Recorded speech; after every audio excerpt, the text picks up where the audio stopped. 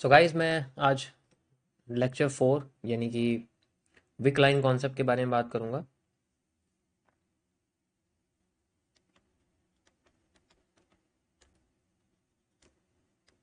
ये बहुत important area है क्योंकि जब भी हम लोग किसी कैंडल्स को समझते हैं तो हमें इसको सबसे पहले आइडेंटिफाई करना चाहिए।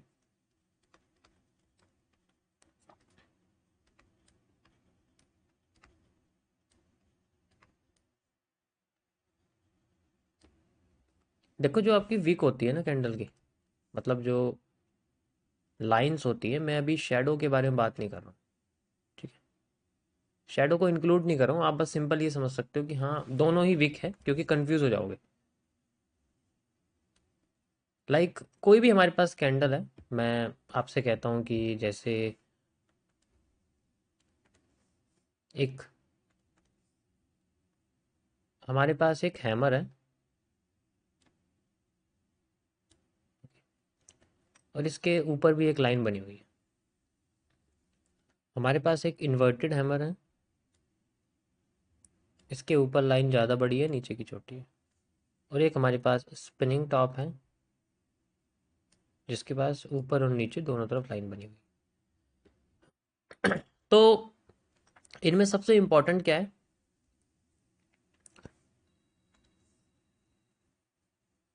कि जो इनके ये होते हैं,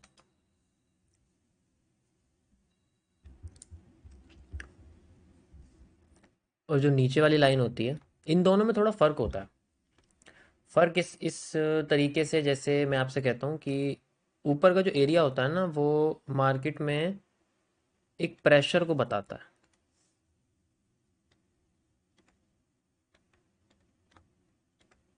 एक प्रेशर होता है, मतलब ये नीचे भी होता है, ऐसा नहीं है, दोनों साइड ही प्रेशर होता है। तो ऊपर की लाइन जो होती है ना, वो इंडिकेट करती है एक ऊपर से आने वाला प्रेशर और एक नीचे से आने वाला प्रेशर, जो नीचे की लाइन बताती है। तो जब हम ऊपर के आने वाले प्रेशर की बात करते हैं तो हम इसे बियरिश प्रेशर कहते हैं, और जब ये नीचे से आता है तो हम इसको बुलिश प्रेशर कहते हैं।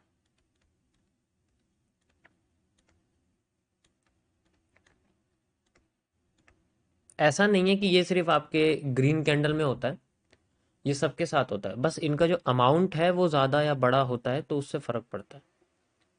हम एक सिंगल कैंडल को देख के भी आइडेंटिफाई कर सकते हैं कि किस कैंडल के पास कितना प्रेशर है, लेकिन वो ट्रेंड में कहाँ बनी हुई है, ये सबसे इम्पोर्टेंट होता है।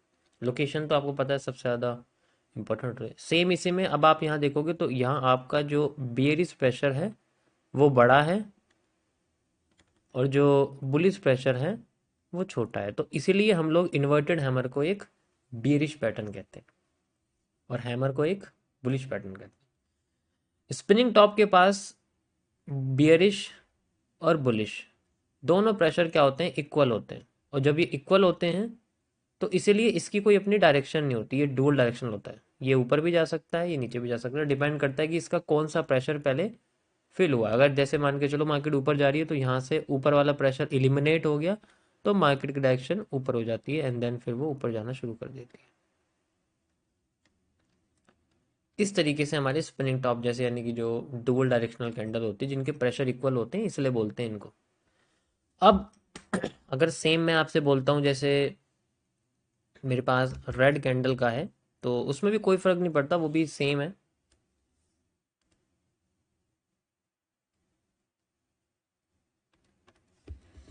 ओके, जैसे आपके पास में एक हैंगिंग मैन बना हुआ है या एक शूटिंग स्टार बना हुआ है, लाइक दिस। तो इनके पास, इनके नीचे बुलिश प्रेशर है और इसके ऊपर बेरिश प्रेशर है। इसलिए हैंगिंग मैन जब बॉटम पे होता है तो हम इसको ज़्यादातर बुलिश पैटर्न बोलते हैं, और ये जब मारूबोजो के साथ आ जाता है तो हम इसको बुलिश एनगल्फिंग कहते हैं। तो इसलिए इसके पास बुलिश प्रेशर ज़्यादा होता है, क्योंकि ये हैमर जैसा ही दिखता है, इसकी वर्किंग भी हैमर जैसी ही होती है। और ये मार्केट को गिराने का भी काम करता है अगर ये ऊपर होता है, टॉप पे होता है। टॉप पे अगर होता है तो ये ज़्यादातर अपने प्रेशर को इलिमिनेट कर देता है, ठीक है। वरना ज़्यादातर कंडीशन में क्या है कि बुलिश प्रेशर इसके पास भी होता है। अब कुछ चीज़ें और होती हैं कि हमें आइडेंटिफाई करना पड़ेगा कि सिर्फ इस एक कैंडल के भरोसे हम नहीं चल सकते। तो कुछ मल्टीपल ट्रेंड्स का हम इस्तेमाल करते हैं और ज़्यादा ट्रेंड को आइडेंटिफाई करने के लिए, समझने के लिए। ठीक है। जिनमें हम लोग कैंडल वॉल्यूम और प्रेशर्स के बारे में पता करते हैं।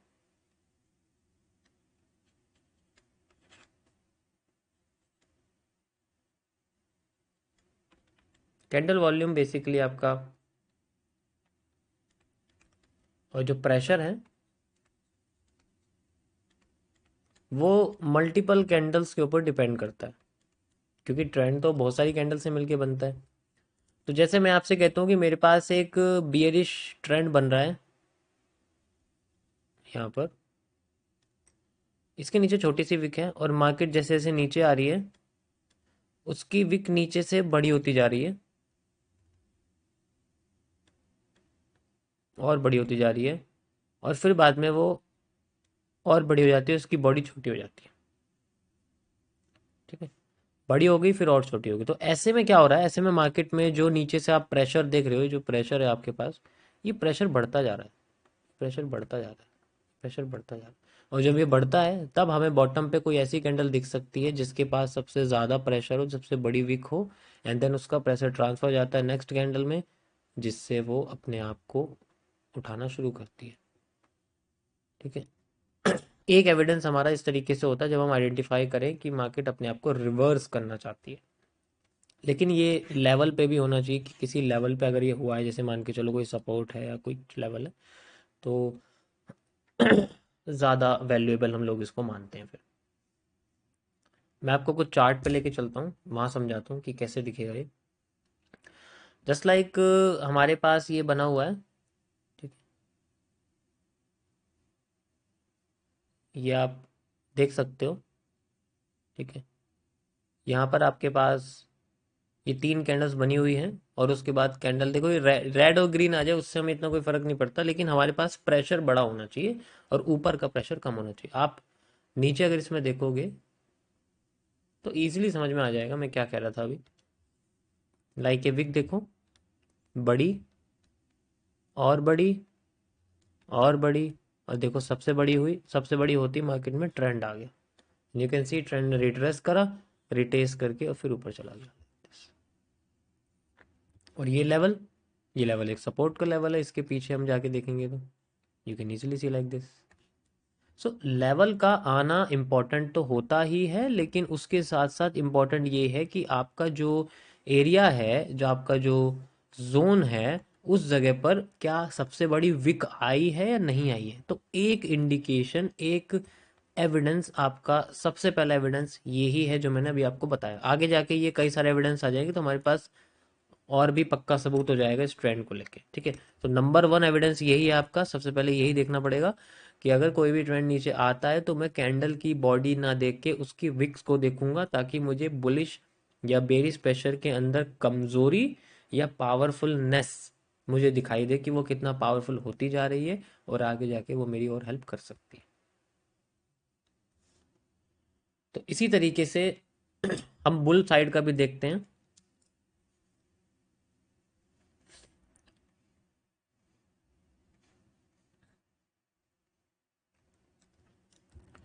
बुल साइड का ऐसे,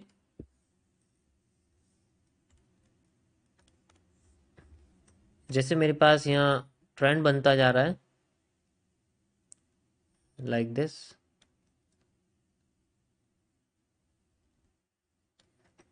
फिर ऊपर से और बड़ा होता जा रहा है, एंड देन इसकी बॉडी छोटी होती जा रही है, और बड़ा होता जा रहा है, एंड देन ऊपर जाके मान लीजिए छोटा हो जाता है या और छोटा हो जाता है, या कैंडल बदल जाती है, एंड देन वहां से रिवर्स करके मार्केट अपने आप को नीचे लाना शुरू कर देती है। तो यहाँ पर भी सेम केस है कि यहाँ पर भी हमें कोई जोन चाहिए ताकि ये चीज़ हो सके, और यहाँ पर आप देख सकते हो ये प्रेशर्स। चार्ट पे दिखाता हूँ आपको। ये देखो आपके सामने लाइव यहाँ पर बना हुआ है, एंड बड़ा, छोटा, बड़ा और बड़ा जोन आया। ठीक है। छोटा सा जोन है तो छोटा सा रिवर्सल यहाँ बना हुआ है। ट्रेंड अभी कंटिन्यू है क्योंकि ये देखो बड़ा नहीं है, ये बेसिकली आप देखोगे, एंड देन उसके बाद देखो और बड़ा, कैंडल का कलर चेंज हो गया, and then market tries to down trend. और ये आपका मेजर जोन है, आप देख सकते हो ये मेजर जोन है, क्योंकि अगर हम बड़े मूव्स के लिए जाएंगे ना तो हमें बड़ा बड़ा जोन चाहिए होता है। बस ये इंडिकेशन है, ऐसा नहीं है कि सेम पॉइंट से मार्केट रिवर्स करने की कोशिश करेगी, आपको एक जोन आइडेंटिफाई हो जाएगा। यू नो हाँ, मुझे एक एरिया मिल गया, एक बायस मिल गया, एक आइडेंटिफिकेशन मिल गई कि हाँ यहाँ से सेल में तो जानी है। अब वो कब जानी है उसके लिए हम और एविडेंस देखेंगे। तो पहला, सबसे पहला एविडेंस यही है कि चलते हुए ट्रेंड की कमजोरी को फाइंड आउट करने के लिए हम कैंडल की विक्स का इस्तेमाल करते हैं, जिससे हमें उसकी बढ़ोतरी या फिर आप कह सकते हो उसकी कमजोरी दोनों पता लगती है। अब मैंने आपको बढ़ोतरी तो बता दिया कि एक साइड का प्रेशर जो है आप कह सकते हो बढ़ता जाता है, लेकिन दूसरे साइड के प्रेशर का क्या, वो कम होता है, उसके बारे में बताता हूँ। तो जैसे मैं आपको यहाँ बता रहा था कि जैसे जैसे ट्रेंड ऊपर चलता जाता है लेकिन हमारे पास ऊपर ये विक नहीं आई है, तो ऐसे केस में हम लोग नेगेटिव प्रेशर्स का इस्तेमाल करते हैं। कैंडल वॉल्यूम प्रेशर का दूसरा पार्ट है ये, जिसे हम नेगेटिव प्रेशर बोलते हैं। Got it?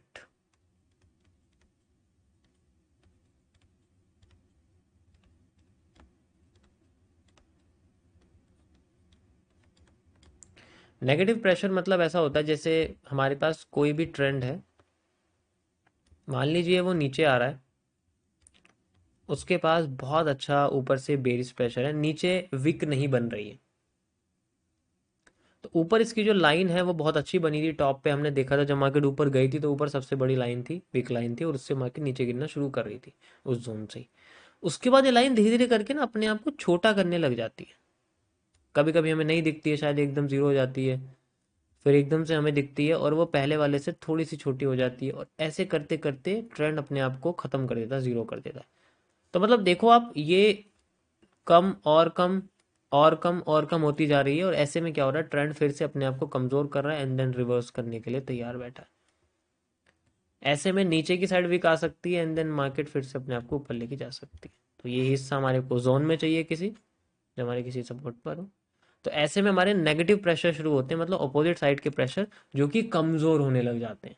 जब हमें नीचे नहीं दिख रहा तो हम ऊपर की कमजोरी को देखेंगे, और अगर हमें ऊपर नहीं दिख रहा हम नीचे की बढ़ोतरी को देखेंगे, नीचे की ग्रोथ को देखेंगे कि उसकी जो कैंडल रूट्स जिन्हें हम बोलते हैं, जो आगे मैं आपको बताऊंगा क्या होता है, वो हमारे को बड़ी होनी चाहिए, वो विक्स हमारे को बड़ी होती होनी चाहिए। एग्जाम्पल के लिए मैं यहाँ पर आपको इसमें दिखाता हूँ, you can easily C like this, ये देखिए आप। ठीक है, यहाँ पर आप देख सकते हो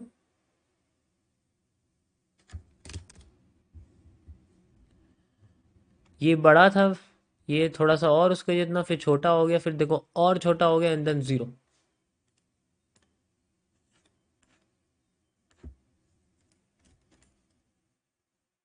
जो आप मुझे लाइव स्ट्रीम पे देखते हो, मैं सबसे ज़्यादा इसी कॉन्सेप्ट का यूज़ करता हूँ, क्योंकि इससे बेहतर मुझे आइडेंटिफिकेशन और किसी में भी नहीं लगता है, एंड देन मार्केट उसके हिसाब से इस्तेमाल करती है। ओके, सो ये आप देख सकते हो कि क्योंकि जब तक देखो यहाँ पर कोई जोन नहीं है, आप देखोगे यहाँ पर कोई जोन नहीं है तो मार्केट ने हमें रिवर्स करके नहीं दिखाया। जोन हमें यहाँ मिला है तो हम इसी का इस्तेमाल करेंगे, यहीं पर देखेंगे जहाँ पर हमें ये कमज़ोर होता हुआ दिख गया। You can see zero, body भी ख़त्म हो गई। ये तो हम आइडेंटिफाई नहीं करेंगे क्योंकि इसके बाद पहले से ऊपर से प्रेशर आ गया, जो हमने पहले आइडेंटिफाई करके बताया था मार्केट में बेरिश वाला, एंड देन मार्केट ने अपने आप को रिवर्स कर दिया फिर से। अब हम जैसे आगे बढ़ते हैं तो ऊपर बेरिश प्रेशर आना शुरू हो जाता है, यू कैन सी, और नीचे धीरे धीरे करके बुलिश प्रेशर आता है। आप ग्रीन कैंडल्स आप देखो और रेड कैंडल्स को भी देखो, दोनों में आपको यहाँ आइडेंटिफाई होगा। चाहे तो आप रेड कैंडल्स को देखोगे तो वहाँ पर भी आपको इजीली पता लग जाएगा। ये देखो यहाँ पर थोड़ा कम था, थोड़ा बढ़ा, फिर थोड़ा कम हो गया, फिर थोड़ा कम हो गया, एंड देन फिर बाद में एकदम से बढ़ गया, और फिर बढ़ते ही मार्केट का हमें जोन मिल गया एक, क्योंकि ये पहले से एक्सटेंड कर देंगे, जोन मिलते ही मार्केट ने हमें थोड़ा बहुत उठाने की कोशिश करी, एंड देन फिर से मार्केट ऊपर चली गई। You can see like this. तो ये जो जोन आया है ये हमें देखने को मिल गया है, क्योंकि हर बार तो मार्केट ऐसे ऐसे नहीं करेगी, ऊपर नीचे नहीं जाएगी, अपने 50% जोन्स वगैरह यूज़ करेगी, and then we have the move. So इस तरीके से हमें बेसिकली आइडेंटिफाई होते हैं कुछ जोन्स के बारे में। और प्रेशर्स सबसे इम्पॉर्टेंट है, जितने अच्छे तरीके से हमारे पास प्रेशर्स होंगे मार्केट उतना अच्छा हमें जोन पे यू नो आइडेंटिफाई करके बताएगी। ये देख सकते हो आप, ऊपर आती है मार्केट में बेरिश प्रेशर आना शुरू हो गए, एंड देन ये तब तक आते रहे जब तक मार्केट जोन पे नहीं पहुंच गई, जोन पे आते ही मार्केट ने रिवर्स कर दिया। यू कैन सी ये बहुत बड़ा रिवर्सल है, आपको छोटा सा लग रहा है, it just a lot more reversal can see. तो जैसे ही जोन पे पहुंची तभी रिवर्स हुई है, लेकिन उससे पहले इसके जो आप बेयरिश प्रेशर देख सकते हो वो आने शुरू हुए और नीचे के जो बुलिश प्रेशर्स हैं वो कमज़ोर हो गए। You can see like this this this this. देखो मुझे बहुत टाइम लगा है ये चीज़ समझने में, मार्केट की विक्स से ये डिक्रीजिंग प्रेशर को समझने में बहुत टाइम लगा है मुझे, क्योंकि ये आइडेंटिफाई करना उस चीज़ को जो अब तक कहीं है ही नहीं, it's a challenging, very challenging. ठीक है, so it's my discovery, you can use this for identifying the trend reversal, simple as that. So ये था गाइज आपका सिंपल सा एक विकलाइन कॉन्सेप्ट, जिससे हम लोग डिक्रीजिंग और इंक्रीजिंग करेक्टर का पता कर सकते हैं किसी भी ट्रेंड के लिए। Beside of its colour, its size, candle की बॉडी की साइज से इतना मैटर नहीं करता जितनी उसकी विक्स करती है, क्योंकि ये एक फेक एरिया होती है जहाँ से मार्केट कभी किसी चाहे प्राइस पर जाके आई थी और हम उस प्राइस को नोट कर लेते हैं, हम उसको प्राइस को आइडेंटिफाई कर लेते हैं कि कितना प्राइस यूज हुआ है और वो कितनी बॉडी के हिस्से को खा चुका है। इसको आप क्रोल्ड बॉडी भी कह सकते हैं, जिसे हम खाई हुई बॉडी कहते हैं, जिसमें से विक निकल के बाहर आती है।